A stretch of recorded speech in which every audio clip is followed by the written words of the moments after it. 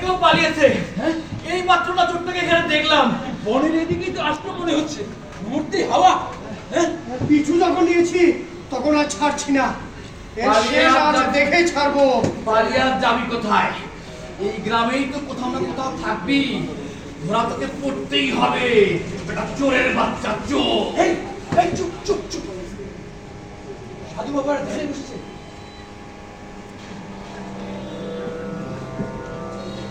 হ্যাঁ বাবা, আমাদের অপরাধ মার্জনা করুন।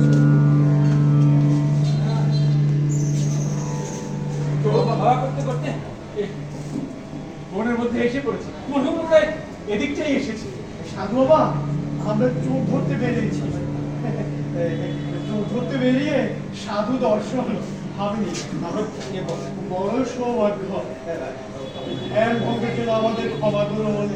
বাবা, আমাদের কাছে এই মুহূর্তে কোনো ফলমূল নেই।